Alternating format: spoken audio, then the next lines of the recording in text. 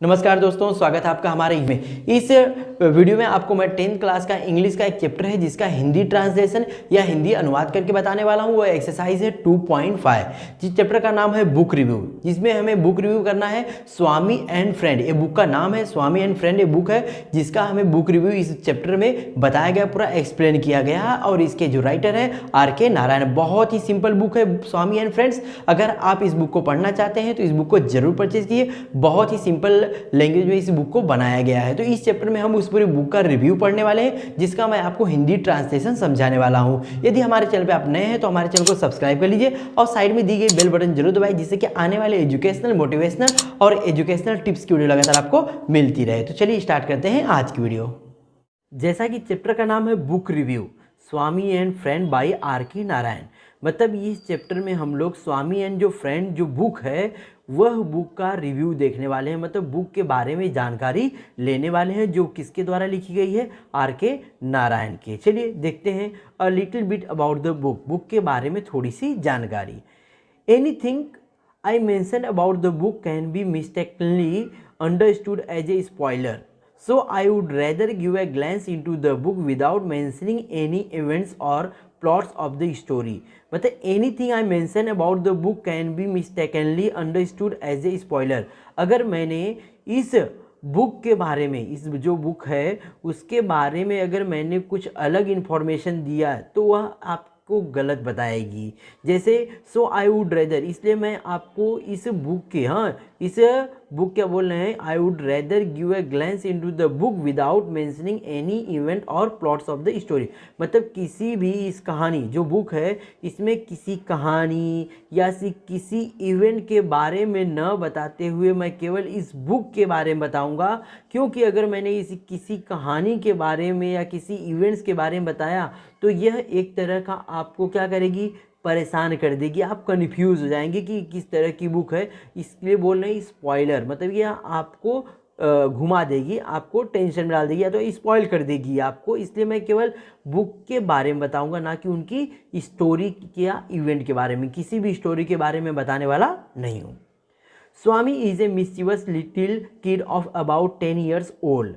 स्वामी क्या है, एक बहुत ही नटखट, मिस्चीवस मीन नटखट, बहुत शरारती छोटा सा लड़का है जिसकी एज 10 साल है। And living in the era where India was under the British rule. और उस इंडिया में उस समय में रह रहा था। एरा मीन्स युग, इंडिया के उस युग में रह रहा था जब इंडिया में किसका रूल था, ब्रिटिश रूल था, अंग्रेजों का शासन था उस समय के ज़माने में, उस समय के युग में वह रह रहा था। Like most kid of that age, जैसे कि और उस एज के बच्चे होते हैं, Swami is a kid who can not stay at one place. उसी तरह स्वामी भी किसी एक जगह पे रुकने वाला लड़का नहीं था। And absolutely hates school, even worse mathematics. जैसे कि मैंने बताया कि जैसे उस एज के बच्चे होते हैं जो कि एक जगह पे नहीं रुकते, वैसे ये भी किसी एक जगह पे नहीं रुकता है। और उसके साथ साथ में उसको स्कूल से भी नफ़रत है, ज़्यादातर किससे, मैथमेटिक्स से। सबसे ज़्यादा उसको नफ़रत किससे है, मैथमेटिक्स से, गणित से है। School is his absolute nightmare. उसके लिए क्या था, स्कूल एक बहुत बुरा सपना था, बहुत दुखद सपना था। Anyway the story unfolds around the happenings of his this kid. और जो कुछ इस कहानी में लिखा गया है वो इस बच्चे के जीवन के बारे में, हैपनिंग मीन्स जो इस बच्चे के जीवन में घटित होता है उसी के बारे में ये कहानी शुरू होती है। And how he constantly gets into trouble. और इस कहानी में ये बताया है कि कैसे वह लगातार मुसीबत में घिरते जाता है, कैसे उसके सामने हर बार मुसीबत आती है। And gets a good beating from his father, और कैसे हर बार उसके पिता से वह बहुत बुरी तरह मार खाता है, कैसे हर बार वह मुसीबत में फंस जाता है और उसके पिताजी उसको बुरी तरह मारते हैं। यह कहानी जैसे ही स्टार्ट होती है धीरे धीरे धीरे इस तरह वो आगे बढ़ती जाती है। Swami is a talkative little kid. Swami ये क्या है, टॉकेटिव मीन्स क्या होता है, बातूनी, बहुत ही बातूनी छोटा सा लड़का है। And thinks that his way of facing life, वह अपनी ज़िंदगी को अपने तरीके से जीना चाहता है। And talking himself out of everything, और सब कुछ में वह खुद से बात करना पसंद करता है, अपने आप से बात करना पसंद करता है। But he does learn the truth the harsh way, और लेकिन उसने जीवन की जो सच्चाई है उसको बहुत ही कठिनाई से सीखा है। जो जीवन की सच्चाई है उसको बहुत ही कठिन तरीके से उसने सीख लिया है। As many teens back then all he wants to do, जैसे कि उस समय के बच्चे, टीन्स मीन्स क्या होता है, जिसकी एज 13 से लेके 20 तक होती है ना, 19 ऐसे होते हैं, जिसकी एज 13 से लेके 19 एज तक होती है उसको बोलते हैं टीन्स, मतलब किशोर। हाँ, जो किशोर वय के बच्चे होते हैं उस एज के, all he wants to do is play under the sun, जैसे कि वो भी क्या करना चाहता है, प्ले कर, हाँ, गर्मी में खेलना, सूरज के नीचे मतलब धूप में खेलना पसंद करता है। किक समथिंग, किसी चीज़ को लात मारना, क्लाइंब और ट्री, पेड़ पे चढ़ना, ब्रेक समथिंग, किसी चीज़ को तोड़ना, एंड हरस समबडी, या किसी को परेशान करना, यह वह भी चाहता है, वह भी करना पसंद करता है। वह भी जैसे कि उसकी एज के बच्चे पसंद करते हैं सेम वो भी करना पसंद करता है। अनलाइक किड्स टुडे, जैसे कि आज के बच्चे नहीं करते, आज के बच्चे ये सब जो नटखट वाले काम है नहीं करते हैं, लेकिन वह करना पसंद करता है। Is in fact was and in most part of the India still is, लेकिन कौन से, अभी इंडिया के कई पार्ट्स में अभी भी ये सब चालू है। The life of the typical boy growing up, जो कि बच्चे बढ़ रहे हैं, जो बच्चे बढ़ते रहते हैं उनकी एज में ये सारे के सारे काम चलते हैं। इंडिया के अभी भी कुछ जगहों पे ऐसा होता है कि बच्चे इस सब काम को करते हुए, नटखट शरारत करते हुए आगे बढ़ते हैं। Technology isn't big in kids life, और यह जो बच्चे हैं उनकी ज़िंदगी में क्या लिखा है, technology isn't big in the kids life, बच्चों की ज़िंदगी में टेक्नोलॉजी जो तकनीकी है उसकी कोई महत्व नहीं, उसका कोई ज़रूरत ही नहीं है, ऐसा वो मानते हैं कुछ बच्चे। आजकल के बच्चे तो टेक्नोलॉजी से जुड़ गए, जानते हैं, मोबाइल, कंप्यूटर इस सब से जुड़ गए हैं। All they wants to play havoc, बस खाली उस समय के जो बच्चे थे वह क्या करना चाहते थे, हैवॉक करना। हैवॉक मीन्स क्या करना है, किसी चीज़ को नष्ट करना, लोगों को परेशान करना, बिंदु क्या बोलते हैं, अस्त व्यस्त करना, यहाँ वहाँ लोगों को परेशान करना, बस यही वो चाहते हैं उस समय के बच्चे, लेकिन आज के बच्चे ऐसे नहीं होते हैं। In what ways is Swami a typical boy, in what ways is Swami a typical boy in his growing years, मतलब अपनी बढ़ती एज में स्वामी किस तरह एक खास लड़का था, वह इस कहानी में आपको पता चलेगा जब आप बुक को रीड करेंगे तब। इन दिस रिगार्ड, इस संबंध में, Narayan gets deeply into the working of Swami's 10 years old mind, उस बात को ध्यानते हुए नारायण ने क्या किया है, बहुत डीपली वर्क किया है कि जो 10 साल का स्वामी नाम का लड़का है उसके माइंड में क्या चल रहा है, उसके बारे में उन्होंने बहुत ही गहराई से इस बुक में लिखा है। And explaining exquisitely how he thinks and what is a perspective of the world is, और वह क्या सोचता है, मतलब उन्होंने 10 साल के बच्चे के माइंड में क्या चल रहा है, मतलब वह क्या सोचता है और इस पूरी दुनिया को किस नज़रिए से देखता है, वह इस बुक में उन्होंने बहुत गहराई से मेंशन किया है। किसने, नारायण ने, R.K. नारायण ने, जो इसके राइटर है। आगे, the reader does feel like Swami, जब रीडर इसको रीड करने लगता है ना तो वो फील करता है खुद ही स्वामी है। And it gets very attach with the character as the story progresses, और जैसे ही स्टोरी बढ़ती रहती है वो धीरे धीरे उसके जो कैरेक्टर उससे वो अटैच हो जाता है, वैसे ही जुड़ जाता है।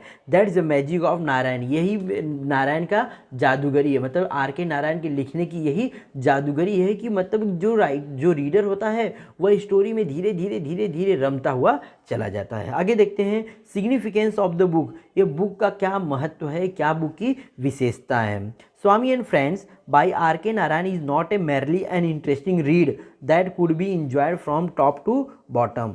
स्वामी एंड जो फ्रेंड, ये जो R.K. नारायण की बुक है केवल इंटरेस्टिंग के लिए नहीं रीड की जाती है, but the work attributes to a lot a literary values even if it is in teens book. भले ही ये किशोर अवस्था के लोगों की बुक है, लेकिन ये बुक का जो कार्य है बहुत ही बड़ा है, बहुत ही साहित्यिक रूप से इसमें कार्य किया गया है। यह केवल पढ़ने के लिए नहीं बनी, ये बहुत बड़ी बुक है। ये नहीं माना जाता कि केवल बच्चों की बुक है तो इसको कोई नहीं पढ़ सकता है, हर कोई इस बुक को पढ़ सकता है।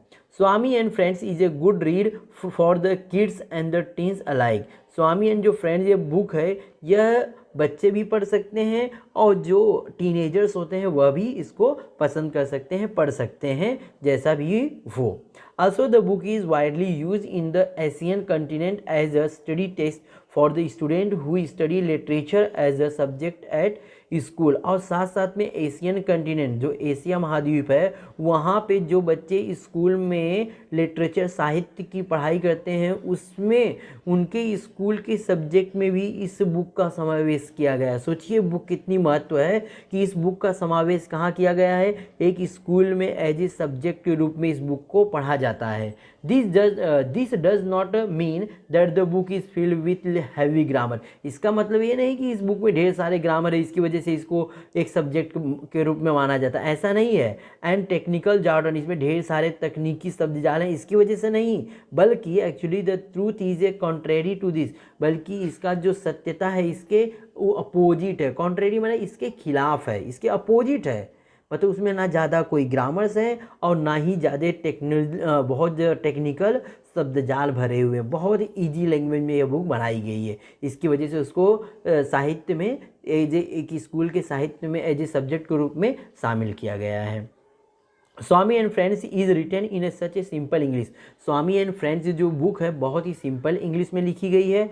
And it is hard to imagine that it is a work of a such a literary genius like R.K. Narayan. और ये सोचना बहुत, ये कल्पना करना भी बहुत कठिन है कि यह एक बहुत ही निपुण, बहुत ही जीनियस लिटरेरी जो हैं साहित्यक हैं R.K. नारायण की यह एक कला है। इसके इस बारे में सोचना भी, इमेजिन करना भी बहुत कठिन हो जाता है कि कितना इन्होंने सिंपली इसको लिखा है।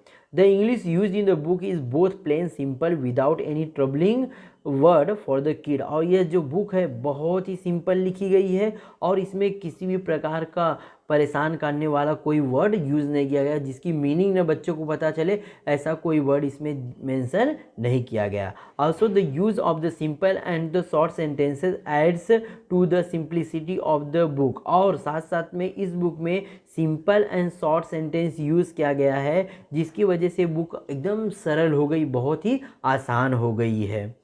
It is mentioned in the description that the book is about a mischievous 10 years old Indian boy। और यहाँ पे इस बुक के डिस्क्रिप्शन में मेंशन किया गया है कि यह बुक एक 10 साल के एक शरारती भारतीय बच्चे के बारे में है। And some parents may be concern about the influence this will have on their already mischievous children. और कुछ जो पेरेंट्स होते हैं, अभिभावक होते हैं, अभी भी बहुत चिंतित होते हैं कि यह बुक पढ़ने के बाद जो उनके नटखट बच्चे हैं उनके ऊपर कुछ बुरा प्रभाव न पड़े। जो उनके नटखट बच्चे हैं इस बुक को पढ़ के उनके ऊपर कुछ बुरा प्रभाव न पड़े, उसके बारे में अभी भी वे लोग चिंतित रहते हैं।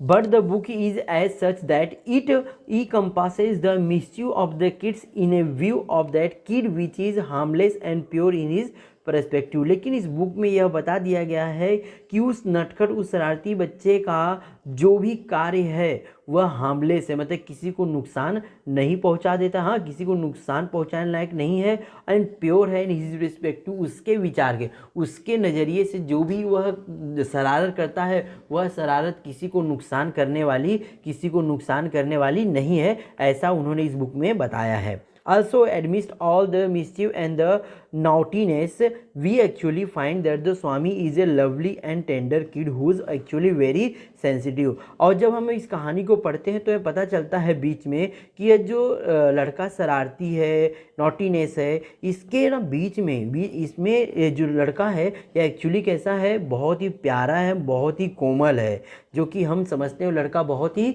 संवेदनशील है। जब हम कहानी पढ़ते हैं तो हमें बीच में यह सब नॉलेज होता है कि लड़का बहुत शरारती है, लेकिन शरारत के साथ साथ में बहुत प्यारा भी है और बहुत टेंडर है और बहुत ही संवेदनशील है, बहुत ही सेंसिटिव, बहुत भावुक लड़का है। And it is also a known fact that the mischievous kids are the most sensitive and loving people of all। और सभी लोगों को यह पता है, यह सत्य है कि जो नटखट बच्चे होते हैं वो सबको प्यारे होते हैं और संवेदनशील होते हैं, संवेदनशील जाते भावुक हो जाते हैं। जो शरारती बच्चे होते हैं हमेशा संवेदनशील होते हैं और सबको प्यारे लगते हैं। And R K Narayan does a great job conveying that to all of us. और यही सब बारे में बताने के लिए आर के नारायण ने बहुत अच्छा काम किया है कि किस तरह शरारती बच्चे कितने प्यारे होते हैं, किस तरह कैसे संवेदनशील होते हैं, किस तरह कितने लोगों को पसंद किए जाते हैं, वही इन्होंने इस बुक में बताया है। सो इन कंक्लूजन, लास्ट निष्कर्ष यही निकला, it can be said that, यही लास्ट में यही कहा जा सकता है कि that this book is a good read for children of all ages. मतलब लास्ट में यही कहा जा सकता है कि यह बुक सभी उम्र के बच्चों के लिए है जो कि इसको रीड कर सकते हैं, and who may just enjoy good read और who may want to improve their English skill. और जो जो इंजॉय करना चाहते हैं या जो अपनी इंग्लिश को इम्प्रूव करना चाहते हैं, वैसे बच्चे भी इसको पढ़ सकते हैं। अगर आप इंग्लिश में कमज़ोर हैं, अगर आप इंग्लिश को इम्प्रूव करना चाहते हो तो इस बुक को रीड करिए, या अगर आप इंजॉय करना चाहते हैं तो भी इस बुक को रीड करिए। अब चलते हैं हम अबाउट द ऑथर के बारे में पढ़ लेते हैं, ऑथर के बारे में थोड़ी इन्फॉर्मेशन ले लेते हैं। The author of the Swami and Friend is India's one of the greatest author of all time, R K Narayan.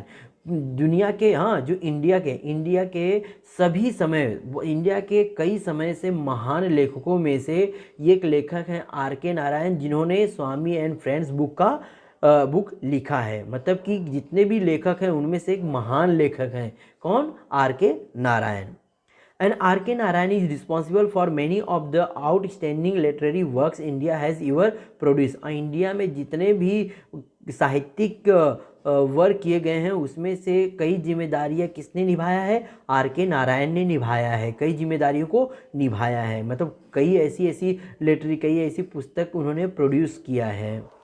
And this book is a particular captures the essence of India under British ruling and the mind and the life of a typical teenage kid। और इस book के अंदर उन्होंने क्या किया है, किसी एक पार्टिकुलर बच्चे के बारे में बताया है, वह उस समय के बारे में बताया है, उसके माइंड के बारे में, जब इंडिया पे किसका रूल चल रहा था? ब्रिटिश का रूल चल रहा था। तो उसके माइंड की अवस्था के बारे में उन्होंने इस बुक में बताया है। Other great works by Narayan includes, और नारायण के कुछ अदर वर्क भी हैं जिनका समावेश किया गया है। कुछ इस तरह है जैसे कि Malgudi's days, the guide, the painter of the science and the many more literary works such as the Ramayana, a shortened modern prose version of the Indian epics and the Mahabharata, a shortened modern prose version of the Indian epic. मतलब उन्होंने कई और पुस्तकें, कई और work किए हैं, जैसे कि यहाँ पे लिखा गया Malgudi's day, the guide, the painter of the science. और उन्होंने साथ साथ में रामायण एक इसका महाकाव्य बनाया है, शॉर्टन संक्षिप्त रूप में एक काव्य बनाया है।